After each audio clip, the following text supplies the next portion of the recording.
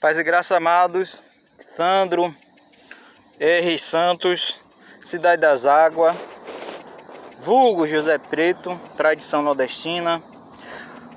A Bíblia, o texto bíblico, é a primeira ou o primeiro conjunto de leis sociais, leis rituais e leis de ordenanças de usos e bens duráveis ao homem, leis de relações gerais. Dentro consiste a palavra do Senhor expressa no Sinai. Essa serve a todos os seres vivos, os 10 mandamentos. Mas o importante é saber que a primeira criação é o Cristo. Quem é o Cristo? O verbo, a letra, o alfabeto. Então, para o Senhor criar, primeiro ele cria o alfabeto. Quem? O Cristo. Amém? Entenda. O Cristo é a expressão do Santo Evangelho em carne e osso. Porque os povos primitivos queriam e reclamavam que oravam e viviam em torno de um Deus invisível. Então o Senhor, pela misericórdia, traz o seu Filho, o alfabeto, a letra, em forma viva, manifestado no meio físico da divisão da criação entre o mundo espiritual e o mundo da ação, o mundo físico, o mundo material. Amém? Qual o sentido da criação, do sacrifício de Cristo na cruz? Primeiro, o resgate do aspecto da alma do homem no materialismo mortal. Amém? E outro ponto é, no passado, nas leis mosaicas, as pessoas quando mentiam e adulteravam ou roubavam, sacrificavam um animal. Ou seja, se a pessoa cometesse um adultério, e sacrificava um animal. Mas por que isso foi usado por um período de tempo, a lei de sacrifício, a lei sacrificial, e foi extinta na cruz? Porque o povo, quando sai do Egito, precisava ter comunhão, o rico ajudar ao próximo. Então a única forma que tinha dessa comunhão era o sacrifício através da religião. Senão o mais pobre morria de fome no deserto. Daí a ideia do sacrifício para perdão de pecado. Se isso é mantido, todos os animais seriam extintos. É inconcebível alguém roubar e matar um animal inocente para justificar o perdão do ilícito. Então Cristo passa pela cruz para anular a lei sacrificial. A lei que dizia que o cara pecou, cometeu um ilícito, por exemplo, adulterou, tinha que matar um animal para obter o perdão. Então essa lei de sacrifício de animais foi extinta pelo Cordeiro do Senhor. Hoje você comete um ilícito e se arrepende pós consequência. O que é o Evangelho de modo geral, para você entender? O Evangelho, ele orienta que você pensou, pensamento, mente consciente vibracional. Se você pensar, exemplo, em roubar, você jejuma e se arrepende. Se você pensar em adulterar, pensamento, aí pega a visão. Pensamento, você pensou em adulterar, você jejuma e se arrepende. Praticou a ação, você sofre a consequência. Você pode até conseguir o perdão. Da primeira vez você vai passar pela consequência do ilícito e você vai obter o perdão. Porém, todavia, o Evangelho orienta o pensamento. Vibração. Se você pensar em algo negativo, você jejua e ora para não praticar ação. Amém? Perdão. Então, se você praticar ação, você sofre a consequência. Você se arrepende da ilicitude e, porém, passa pela consequência. Então, o Evangelho orienta para que você se arrependa no pensamento, vibração. Olhou, desejou, se arrependa. Amém? Olhou, desejou, jejum e oração. Praticou a ação, consequência, ilícita. Segundo o texto, o que diz que é lícito ou ilícito é o texto bíblico. Não é eu que vos falo. Amém? Existe a questão só da interpretação do texto, da lei. Mas o que diz o que é lícito ou ilícito é o texto bíblico, é a lei.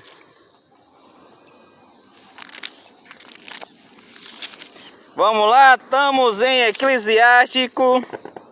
Vamos à conclusão de Eclesiastes. Oremos. Vamos fazer a leitura do livro santo. Uma ressalva, respeite o santo. Você deve agradecer a Deus pelo seu dia onde? Numa casa de oração. Amém? Casa de oração, lugar de culto e louvor ao Senhor, conforme as leis de ritos de culto e uma lei de altar. A lei de altar de pureza e impureza rituais são obrigatórias. Não existe livre-arbítrio na lei de altar ou de rito de culto. O livre-arbítrio existe nas leis civis de relações interpessoais humanas. Na lei de altar e leis de culto não existe livre-arbítrio. É bom você entender isso. Essa separação das leis, amém? Então, casa de oração é local de oração e culto ao Senhor. Nada mais do que isso. Se você pega a história do povo judeu, o povo judeu sofreu e sofre até hoje por questão da forma dos usos das leis para benefício ou de pessoas. Adulterar o evangelho é problema. Exemplo, nepotismo. O evangelho não permite. O evangelho, meu irmão, não permite nepotismo, dito que já foi lido no versos de Provérbios. Então, o nepotismo cometido pelo povo judeu e outras práticas leva ao sofrimento judeu. E você pegar a história, meu irmão, do povo judeu e sofre até hoje pela corrupção das leis. É problema. Fica a ressalva. Senhor, conceda-nos a sua sabedoria, a sua paz em seu amor, em pró-entendimento, em nome do reino espirituais do reino vivo. Amém. Eclesiastes, conclusão. O pregador, quem é o Espírito? Todo o texto bíblico é de inspiração espiritual. O pregador, o professor, o mestre, o ministro são sinônimos. O pregador, além de sábio, e ainda ensinou ao povo o conhecimento e atentando e esquadrinhando, compôs muitos provérbios. Ou seja, quem que escreve o texto bíblico é o Cristo, o Espírito. Quem compõe todo o evangelho é o Cristo. Porém, há A organização do texto é humana. Quem compõe todos os evangelhos, o Espírito. Quem organizou a Bíblia é o homem. A ordem cronológica do texto é humana, amém? Mas a composição é do Espírito. Que Espírito? Cristo. Procurou o pregador achar palavras agradáveis e escrever com retidão as palavras de verdade. O que é retidão? Imparcialidade. Com verdade, a orientação para resgate de alma, não para obtenção de bens materiais. As palavras dos sábios são como aguilhões e como prego bem fixados. As sentenças coligidas dadas pelo único pastor.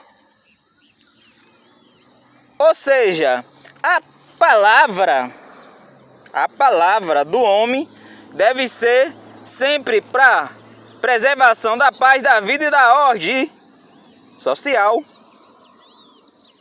para equilíbrio do reino de Deus, não para benefícios materiais ou pessoal.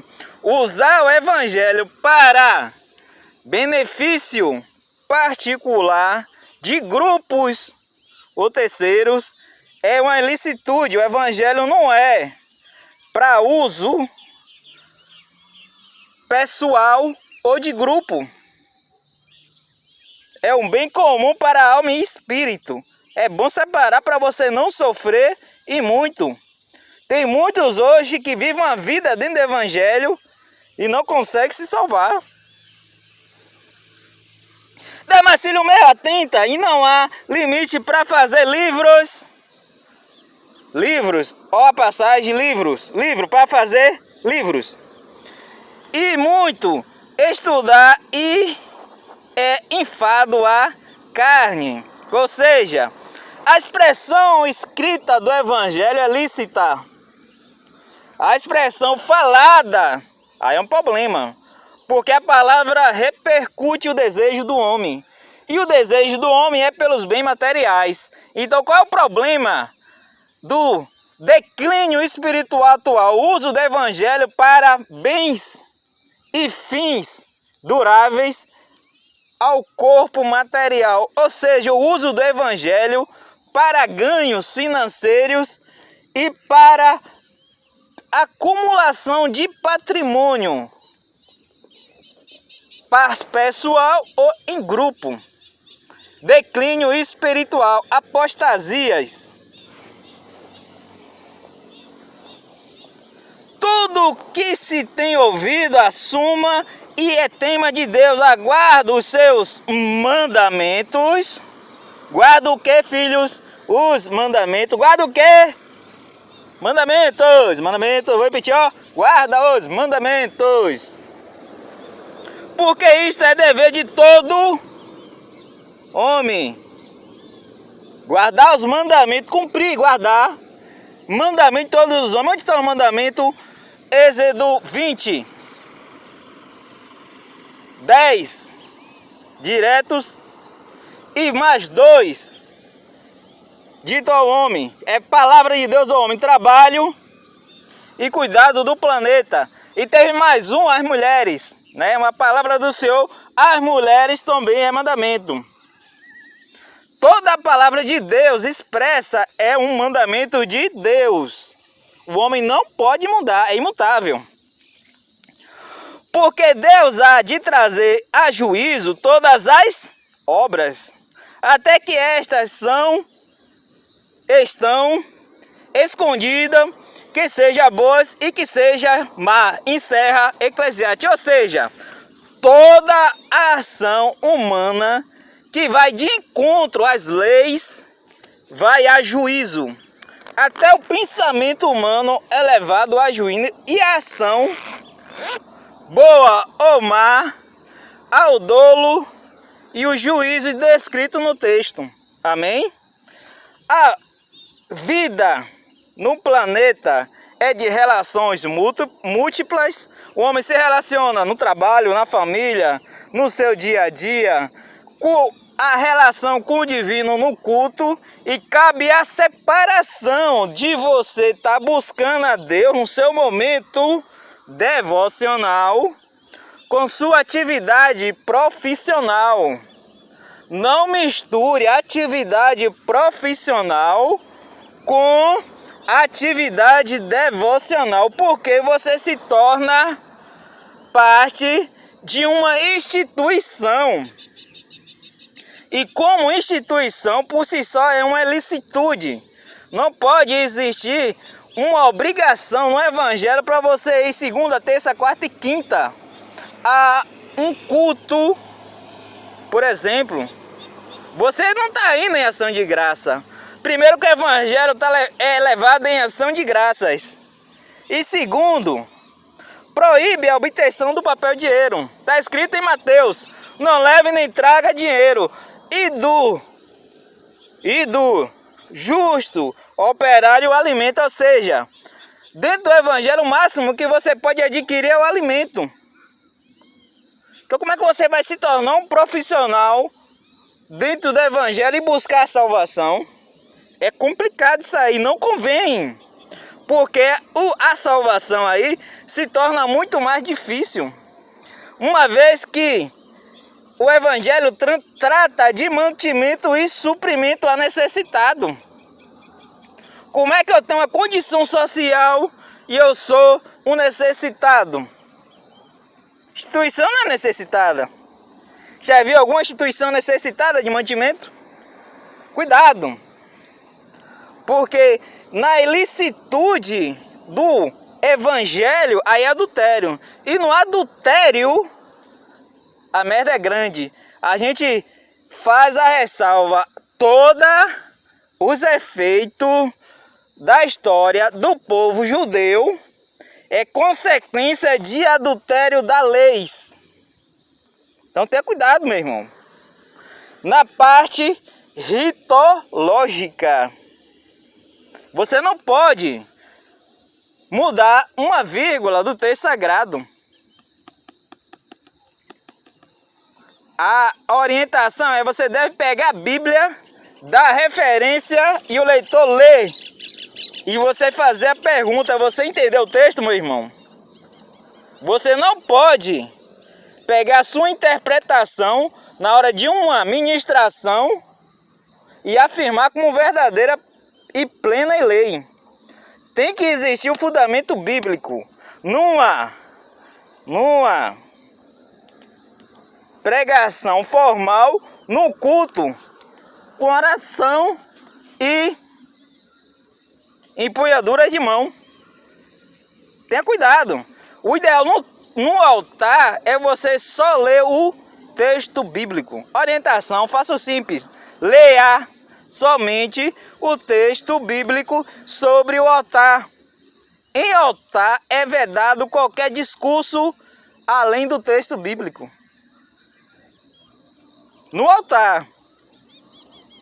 Amém? Que Deus ilumine e guarde de sabedoria. Vamos deixar os 3 conselhos para a sua vida, meu irmão? Não. Adultério. O adultério das leis seculares, das leis gerais e da lei do corpo. O corpo é o templo do Espírito. Se você adulterar, meu irmão, vai sofrer. O adultério: pensou no desejo, se arrependa. Aí é pensamento, jejum e oração. Se você pensou, se arrepende, praticou, aí é dor. A roupa: porque a roupa é importante? Porque a roupa estimula ao desejo sexual, que é lascívia. Roupas de lascívias leva a adultério, que destrói casamento, resulta em estrupos e família destruída. Daí a importância das roupas. Qual é a importância de você se vestir bem? Primeiro, da moral. Segundo, da respeito social. E terceiro, vergonha na cara. Amém? Ah, não salva. Roupa pode até não salvar, mas dá vergonha na cara de quem não tem vergonha. Preserva casamento e salva vidas de crianças estrupadas e de mulheres. Porque olho desejou, olho do homem desejou, viu, vai se satisfazer, desejou, estimulou, a pessoa vai procurar uma forma de satisfazer o seu desejo. Daí a importância da roupa, ou seja, uma roupa pode provocar diversos estrupos de outras pessoas vulneráveis e a própria pessoa. Muitas mulheres são estrupadas porque chamou a atenção e pagou com a vida, a legalidade, porque estava com a roupa de lascívia. A pessoa viu, foi se satisfazer e houve a licitude que justifica a morte. Estrupa e mata por causa de uma roupa. Daí a importância da roupa. Não salva não? Então passe na frente de um estrupador com um pedacinho de short. Você pode ter sua vida ceifada por causa de um pedacinho de short. Então a roupa tem muita importância. A doação. O evangelho trata de mantimento, não trata de papel e dinheiro. Entenda, o evangelho não trata de papel e dinheiro.